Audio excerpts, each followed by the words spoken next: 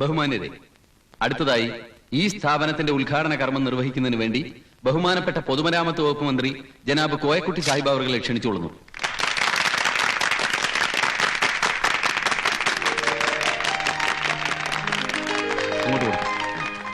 ഇതെന്താണിത്? ഈ വിളക്ക് കൊളുത്തിക്കൊണ്ടാണ് ഉദ്ഘാടനം. അതിന് ഈ വലിപ്പത്തിൽ വേറെ ആളോക്കണം. ഇന്ന് അതിന് കിട്ടൂല. കൊണ്ടുപോയിക്കോ മോളെ. ഇതാണ് എന്നെ കൂട്ടിക്കൊണ്ടുവന്നത്. ഇത് ഞാൻ ചെയ്യില്ല. ഇത് നമുക്ക് ഹറാമാണ്. അയ്യോ, വിളക്ക് ഐശ്വര്യത്തിന്റെ പ്രതീകമല്ലേ സാർ? അത് പള്ളിയിൽ പോയി പറഞ്ഞാൽ മതി. വേറെ എന്തെല്ലാം കത്തിക്കാണ്ട്? വല്ല ചൂട്ടോ ചന്നത്തിലോ സാമ്പ്രാണിയോ എന്തിന്? ഒരാളെ കാട്ടി തന്നാളാ, ഞാൻ കത്തിച്ചേരാ. ബഹുമാന്യരെ, ഈ ഉദ്ഘാടന കർമ്മത്തിന് നിലവിളക്ക് കൊളുത്താൻ നമ്മുടെ ബഹുമാനപ്പെട്ട മന്ത്രിയുടെ സംസ്കാരം അനുവദിക്കാത്തത് കൊണ്ട് ചന്ദനത്തിരി കത്തിച്ച് അദ്ദേഹം ഈ ചടങ്ങ് ഉദ്ഘാടനം ചെയ്യുന്നതാണ്.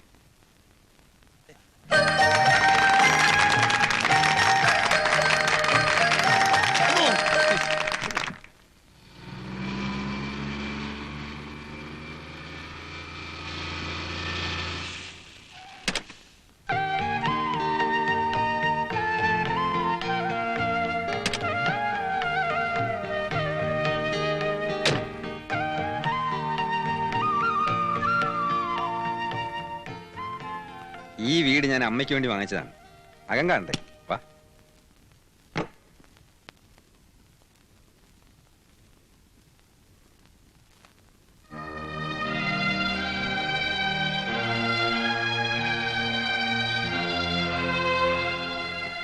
വരൂ.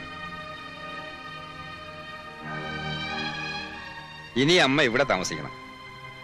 ഇത്രയും വലിയ സൗകര്യങ്ങളൊന്നും എനിക്ക് വേണ്ട. വിചാരിച്ചിരുന്നെങ്കിൽ ഇതിനേക്കാൾ വലിയ മണിമാളിക തീർക്കാൻ നിന്റെ അച്ഛന് കഴിയുമായിരുന്നു. പക്ഷെ അദ്ദേഹം വിശ്വസിച്ച ആദർശങ്ങൾ അതിനനുവദിച്ചില്ല. സ്വന്തം സുഖത്തിനു വേണ്ടി അന്യരെ വഞ്ചിച്ചും പാവങ്ങളെ ചൂഷണം ചെയ്തും പണം ഉണ്ടാക്കുന്നത് തെറ്റാണെന്ന് അദ്ദേഹം കരുതി. അതേ തത്വത്തിൽ വിശ്വസിക്കുന്നതാണല്ലോ ഞാനും. അമ്മേ, ഞാൻ ആരെയും വഞ്ചിച്ചിട്ടില്ല, ചൂഷണം ചെയ്തിട്ടുമില്ല. പിന്നെ എങ്ങനെയാടാ ഈ പണം ഉണ്ടായത്? അതാരും അന്വേഷിക്കാറില്ല. ഏതു വഴിയിലൂടെ സമ്പാദിച്ചാലും ശരി, പണക്കാരനിവിടെ സ്ഥാനമുണ്ട്, അംഗീകാരമുണ്ട്. പണമാണ് ഈ സമൂഹത്തിലെ ഏറ്റവും വലിയ ശക്തി. അത് നേടുകയായിരുന്നു എന്റെ ലക്ഷ്യം. എനിക്ക് ബോധ്യമായി. മുമ്പ് കള്ളക്കടത്തുകാരുമായി നിനക്ക് ബന്ധമുണ്ടെന്ന് കേട്ടപ്പോ ഞാൻ വിശ്വസിച്ചില്ല. ഒരു കൊലക്കേസ് പ്രതിയായി നീ ജയിലിൽ പോയപ്പോ ഞാൻ വേദനിച്ചു. പക്ഷെ ഇപ്പൊ എല്ലാം ഞാൻ ചെയ്യുന്നുണ്ട്. എന്നെ തോൽപ്പിച്ചവരെ ജയിക്കാൻ, ചെയ്യാത്ത കുറ്റത്തിന് 4.5 കൊല്ലക്കാലം എന്നെ ജയിലിൽ അയച്ചവരെ വെറുതെ വിടുമെന്ന് നമ്മ കരുതിയോ? വേണമെങ്കിൽ അവരെ ഒന്നൊന്നായി കണ്ടുപിടിച്ച് വെടിവെച്ചു കൊല്ലാൻ എനിക്ക് കഴിയും. പക്ഷെ അതിലും നല്ല വഴി ഇതാണെന്ന് എനിക്ക് തോന്നി. ആ വഴിയിലേക്ക് നീ എന്നെ വിളിക്കരുത്. ഞാൻ വരില്ല. അമ്മേ, നിന്റെ ഒരു വലിയ ആഗ്രഹമാണെന്നും പറഞ്ഞല്ലേ എന്നെ ഇങ്ങോട്ട് കൂട്ടിക്കൊണ്ടുവന്നത്. പകരം ഈ അമ്മയുടെ ഒരു ആഗ്രഹം നീ സാധിച്ചു തരണം. അനാഥരായ കുറെ സ്ത്രീകൾ അവിടെയുണ്ട്. അവരോടൊപ്പം കഴിയാൻ, സമാധാനത്തോടെ മരിക്കാൻ.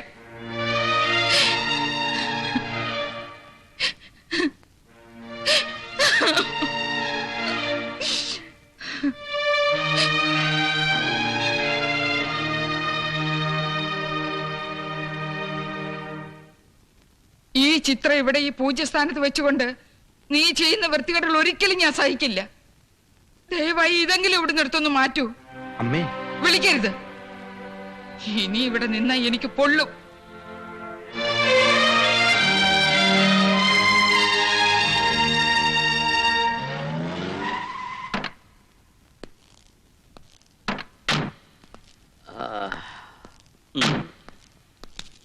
സോറി, ഞാൻ അല്പം താമസിച്ചു. വന്നാട്ടെ. രമേഷ്, പാർട്ടി സെക്രട്ടറിക്ക് ആയോ മഹേഷ് അകമ്പടി? ഒന്ന് പതുക്കെ പറ. മുഖ്യമന്ത്രിയെക്കാളും വലിയ പവറാ ഇയാൾക്കിപ്പം. ട്രാൻസ്പോർട്ടിനെ കമ്പനി ആക്കുന്നതോ ഇലക്ട്രിസിറ്റി ബോർഡിനെ കോർപ്പറേഷൻ ആക്കുന്നതോ ഒന്നുമല്ല ഇവിടുത്തെ പ്രശ്നം. ജനങ്ങളുടെ ക്ഷമയെ നമ്മൾ പരീക്ഷിക്കാൻ പാടില്ല. ഈ ഭരണം വന്നതിന് ശേഷം ഇവിടെ പിരിച്ചുവിടലും പിരിക്കലും മാത്രമല്ലേ നടക്കുന്നുള്ളൂ. അല്ലേ? അതാ പറഞ്ഞത്.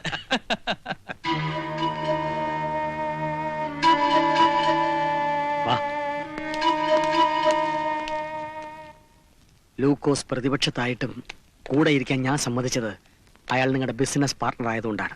പക്ഷേ ഈ ഹരികൃഷ്ണൻ മുഖ്യമന്ത്രി തിരുത്താൻ നടക്കുന്ന നാറിയാണ്. നമ്മളിവിടെ ആലോചിക്കുന്ന കാര്യങ്ങൾ നാളെ നാട്ടിൽ പാട്ടാകും, പത്രത്തിൽ അച്ചടിച്ചു വരും. എന്റെ സോമി, ഇറക്കി വിടണം അവനെ. അല്ല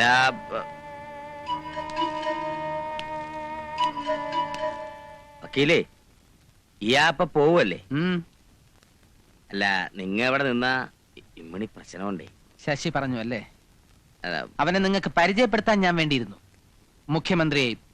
അതൊന്നും ഇയാ പറയണ്ട, ഞങ്ങൾക്ക് ഇവിടെ പല കാര്യങ്ങളും ആലോചിക്കാറുണ്ട്. മിസ്റ്റർ ദാസപ്പൻ, ഇതെന്റെ പ്രസ്റ്റീജ് ഇഷ്യൂ ആണ്.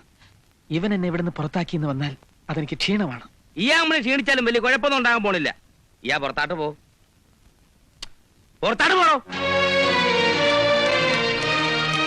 ഹരി,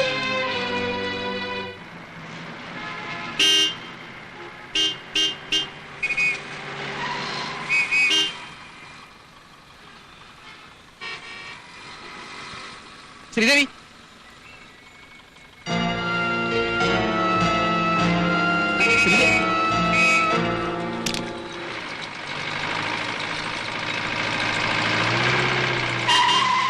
ശ്രീദേവി വരൂ, ഞാൻ ഡ്രോപ്പ് ചെയ്യാം.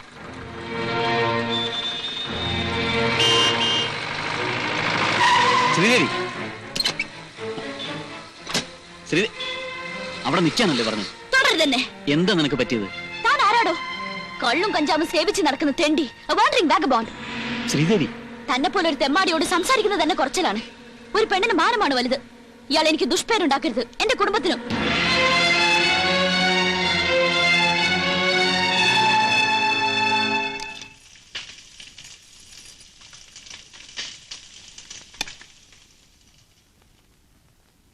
നീ എന്താ മോളെ ഇങ്ങനെ ചടഞ്ഞുകൂടി നിൽക്കുന്നത്? പെൺകുട്ടികളായ ഒരു ചുണ വേണ്ടേ? ഇനിയും താമസിച്ച വീട്ടില് ഒന്നും പറയൂല. നഴ്സിന്റെ പണി പഠിക്കാനെന്നും പറഞ്ഞല്ലേ എന്റെ കൂടെ കുട്ടി ഇറങ്ങി വന്നത്. ഞാൻ അന്നേ വീട്ടുകാരോട് പറഞ്ഞു, ചിലപ്പോ രാത്രിയിൽ ആശുപത്രിയിൽ നിൽക്കേണ്ടി വരുമെന്ന്. ഇങ്ങനെ ബാലേന്ദ്രനെ പോലെ നമ്മുടെ ലോബിയിൽ ചേരാത്ത ഒരുത്ത ഇങ്ങോട്ട് കയറി വന്നാൽ ഇവിടുന്ന് അങ്ങോട്ടുള്ള കാര്യങ്ങൾക്ക് മുഴുവൻ തടസ്സം വരും. നമ്മുടെ ഒത്തുകളികൾ പലതും നടക്കില്ല. അതുകൊണ്ടാണ് പറയണത് അവനെ നമുക്ക് നശിപ്പിക്കണമെന്ന്. എങ്ങനെ? ബാലേന്ദ്രന്റെ ഞാനായക്കട നമുക്കങ്ങട്ട് അടിച്ചു പൊളിക്കണം. എന്താ ദാസപ്പായി പറയുന്നത്? പള്ളി അമ്പലമാണോ ചുമ്മാ നിസാരമായിട്ട് അടിച്ചു പൊളിക്കാൻ? അല്ല, ഇനി ലൂക്കോ സാർ വിചാരിച്ചാലേ രക്ഷയുള്ളൂ. എങ്ങനെയെന്ന് പറ. സഖാവിന്റെ യൂണിറ്റിൽപ്പെട്ടവരാണല്ല ബാലേന്ദ്രന്റെ ഷാപ്പിലെ പണിക്കാര് മൊത്തം. നമ്മ കൗമാരെ കൊണ്ട് മൊത്തം റേഞ്ച് കുഴപ്പങ്ങൾ ഉണ്ടാക്കിക്കണം. വിവരക്കേട് പറയാതെ. മദ്യ വ്യവസായ തൊഴിലാളി യൂണിയന്റെ പ്രസിഡന്റ് ആ ഗോമതി അമ്മയ. അവരുടെ സ്വഭാവം അറിയാമല്ലോ. നമ്മൾ തെളിച്ച വഴിയെ അവര് വരുമോ? വിഷമിക്കാതെ, പാർട്ടിയിൽ നിന്ന് തന്നെ അവരെ തൂത്തെറിയാനുള്ള ഒരു പദ്ധതി ഞാൻ ആവിഷ്കരിച്ചിട്ടുണ്ട്. പാർട്ടിയിൽ ചിലർക്ക് എന്നോടുള്ള വ്യക്തിവൈരാഗ്യം തീർക്കാനാണ് ഉദ്ദേശമെങ്കിൽ അതിന് വഴങ്ങാൻ എന്നെ കിട്ടില്ല. സഖാവ് പറഞ്ഞു ശരിയല്ല. വരട്ടെ, ഞാൻ മദ്യവ്യവസായ തൊഴിലാളികളുടെ യൂണിയൻ പ്രസിഡന്റ് ആയിരിക്കാൻ പാടില്ലെന്ന് പറയുന്നതിന്റെ കാരണം വ്യക്തമാക്കണം. മുമ്പ് ഞാൻ റവന്യൂ മന്ത്രി ആയിരിക്കെ നിങ്ങളിൽ ചിലരുടെ താളത്തിന് തുള്ളാത്തത് കൊണ്ട് എന്നിൽ നിന്ന് എക്സൈസ് വകുപ്പ് മാറ്റിയതുപോലെ ഈ പ്രസിഡന്റ് പദവിയിൽ നിന്ന് എന്നെ നീക്കാൻ കഴിയില്ല. ഇവിടുത്തെ തൊഴിലാളികൾ എന്നെ സമ്മതിക്കില്ല. ഈ വെല്ലുവിളിയിലൂടെ ഗോമതിയമ്മ നടത്തുന്നത് പാർട്ടി നേതൃത്വത്തിനുള്ള ധിക്കാരമാണ്. നേതൃത്വം ചില സ്ഥാപിത താല്പര്യക്കാരുടെ കയ്യിൽ അകപ്പെട്ടു എന്നാണ് ഞാൻ പറയുന്നതിനർത്ഥം. സ്വന്തം കുറ്റം മറയ്ക്കാൻ അന്യരുടെ മേൽ പഴിയാരരുത്. ഇവിടെ ആവശ്യം ജില്ലാ കമ്മിറ്റി നിങ്ങൾക്കെതിരായി കൊടുത്ത ആരോപണങ്ങൾക്ക് ഒരു വിശദീകരണമാണ്. ജില്ലാ കമ്മിറ്റിയെ കൊണ്ട് അത് കൊടുപ്പിച്ചത് ആരാണെന്ന് എനിക്കറിയാം സഖാവേ. ഞാൻ ആരാണെന്നും എന്റെ പ്രവർത്തനം എന്താണെന്നും ഒരു വിശദീകരണം ആവശ്യപ്പെടാതെ തന്നെ ഈ നാട്ടിലെ ജനങ്ങൾക്കറിയാം. സർക്കാരിൽ കൊല്ലങ്ങളോളം ഉന്നത സ്ഥാനം വഹിച്ചിരുന്നപ്പോഴും രഹസ്യമായി ഞാൻ ഒന്നും സംഭവിച്ചിട്ടില്ലെന്ന്, സ്വന്തക്കാരെയും ബന്ധുക്കളെയും സഹായിച്ചിട്ടില്ലെന്ന്, ഒരു അഴിമതിക്കും അടിമപ്പെട്ടിട്ടില്ലെന്ന്. അതിനെപ്പറ്റി കൂടുതലൊന്നും സംസാരിക്കണം സഖാവേ. എന്താണെന്ന് ഞങ്ങൾക്കറിയാം. തെളിവുണ്ടോടോ തന്റെ കയ്യിൽ? ഇരിക്കു കുഞ്ഞിക്കണ്ണ. പിന്നെ കീഴ്ജാതി മേൽജാതി നോക്കിയാണ് എന്റെ പേരിൽ കുറ്റം ചുമത്തുന്നതെങ്കിൽ സഖാക്കളെ, എനിക്കൊന്നേ പറയാനുള്ളൂ. ഞാൻ വിശ്വസിക്കുന്ന മതം ജാതിയും ഉപജാതിയും ഇല്ലാത്ത മാർക്സിസമാണ്. എന്റെ അനുഷ്ഠാന കർമ്മങ്ങൾ പാർട്ടി പ്രവർത്തനമാണ്. അതിനപ്പുറം ഞാൻ വല്ല തെറ്റും ചെയ്തിട്ടുണ്ടെങ്കിൽ നിങ്ങൾക്ക് എന്റെ പേരിൽ നടപടിയെടുക്കാം. പാർട്ടി നേതൃത്വത്തെ ധിക്കരിച്ചതിന് നടപടി എടുക്കന്നെ വേണം. ശരി, അതിനു മുൻപ് എനിക്കൊന്ന് ചോദിക്കാനുണ്ട്. ഞാൻ രേഖാമൂലം അഴിമതി ആരോപിച്ച 4 പേർ ഈ കൂട്ടത്തിലുണ്ട്. പോളിറ്റ് ബ്യൂറോയിലെ ഒരു അംഗം, സെൻട്രൽ കമ്മിറ്റിയിലെ 2 പേർ, സംസ്ഥാന ട്രേഡ് യൂണിയൻ നേതാവ്. അവരോട് വിശദീകരണം ആവശ്യപ്പെട്ടോ? എന്തെങ്കിലും നടപടിയെടുത്തോ? അപ്പോഴേ നിങ്ങൾ നിങ്ങളുടെ കാര്യം പറഞ്ഞാൽ മതി, മറ്റുള്ളവരെ പറ്റി പറയണ്ട. പാർട്ടിക്കാര്യം പറയാമല്ലോ സഖാവേ. ഈ 4 പേരെ ഒതുക്കിയില്ലെങ്കിൽ ചൈനീസ് കമ്മ്യൂണിസ്റ്റ് പാർട്ടി അപജയത്തിലേക്ക് നയിച്ച കുപ്രസിദ്ധരായ നാൽവർ സംഘത്തെ പോലെ ഇവരും ഇവിടുത്തെ ഇടതുപക്ഷ പ്രസ്ഥാനത്തെ നശിപ്പിക്കും. അതിനിട വരുത്തരുത്. അനവധി പേരുടെ ത്യാഗവും സഹനവും നിരവധി രക്തസാക്ഷികളുടെ ജീവനും ചോരയും കൊടുത്തു വളർത്തിയ ഈ പ്രസ്ഥാനത്തെ സ്വാർത്ഥമോഹികളായ ചിലർക്ക് വേണ്ടി കുരുതി കൊടുക്കരുത് എന്നൊരു അപേക്ഷയെ എനിക്കുള്ളൂ.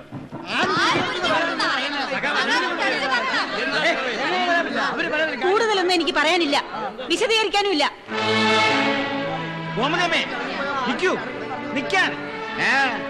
എന്തിനാ ആശ്രയെ വിളിക്കണം?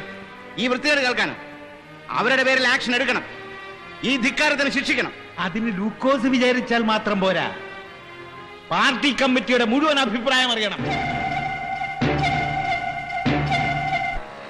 മേഖലാ സമ്മേളനങ്ങൾ നടത്തുക, അങ്ങനെ ജനങ്ങളുമായിട്ടുള്ള ബന്ധം നമ്മൾ സ്ഥാപിച്ചെടുക്കും.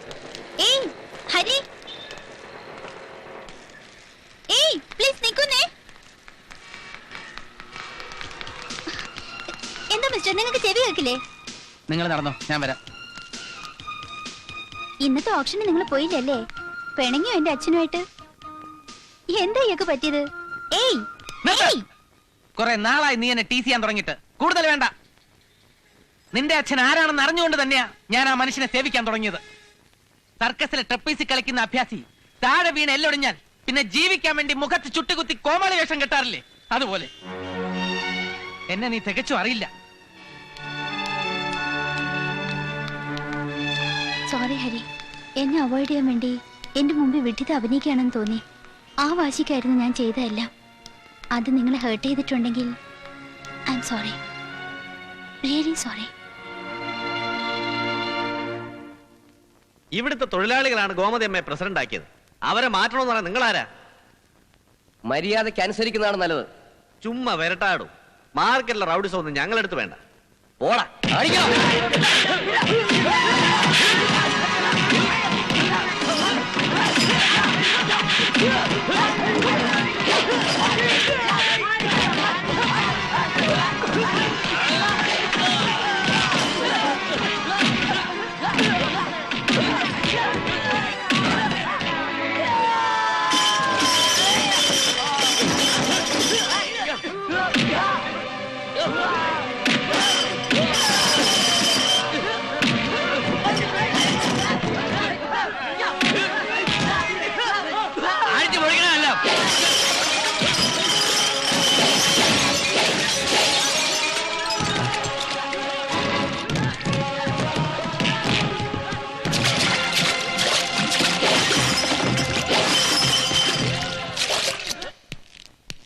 പോലീസിന്റെ കാര്യമൊന്നും നിങ്ങൾ അറിയണ്ട.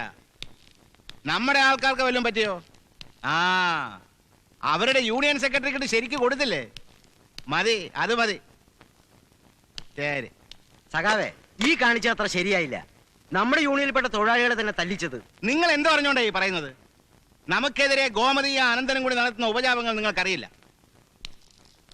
പാർട്ടി നിർദ്ദേശിച്ചിട്ടും ഗോമതിയ യൂണിയൻ പ്രസിഡന്റ് സ്ഥാനം രാജിവെച്ചോ? ഇല്ല. അവരെ അതിൽ നിന്നും പുറത്താക്കാൻ കഴിഞ്ഞോ നമുക്ക്? അതുമില്ല. പിന്നെ ഇതേ ഒരു വഴിയുള്ളൂ, ആ യൂണിയനെ തകർക്കുക. ഈ സംസ്ഥാനത്ത് അങ്ങനെ ഒരു സംഘടന വേണ്ട. വേണം, നമ്മൾ ഇടപെട്ടേ പറ്റൂ. അല്ല ബാലേട്ടാ, ഇത് തൊഴിലാളികൾ തമ്മിലുള്ള ഒരു പ്രശ്നമായതുകൊണ്ടാ. അവർ തൊഴിലാളികളല്ല, ബസ് സ്റ്റാൻഡിലും മാർക്കറ്റിലും പാവപ്പെട്ട ജനങ്ങളെ ക്രൂരമായി കൊള്ളയടിക്കുന്ന തെമ്മാടികൾ, ചുമട്ടുകാരെന്ന പേരിൽ വട്ടക്കെട്ട് കിരീടമാക്കി എന്ത് പോക്കർത്തരവും ചെയ്യാൻ മടിക്കാത്ത ഗുണ്ടകൾ, അവരെയാണ് നമുക്ക് നേരിടേണ്ടത്. അധ്വാനിക്കുന്ന തൊഴിലാളികളായിരുന്നെങ്കിൽ സ്വന്തം വർഗത്തിൽപ്പെട്ടവരെ ആക്രമിക്കാൻ അവർ വരില്ലായിരുന്നു. നിന്നെ അന്ന് പോലീസിന് ഒറ്റ കൊടുത്തത് ഈ ഗുണ്ടാ സംഘം തന്നെയല്ലേ? ചെല്ലേ, ഇനി അവരുടെ കൈ ആരുടെയും നേരെ ഉയരാൻ പാടില്ല.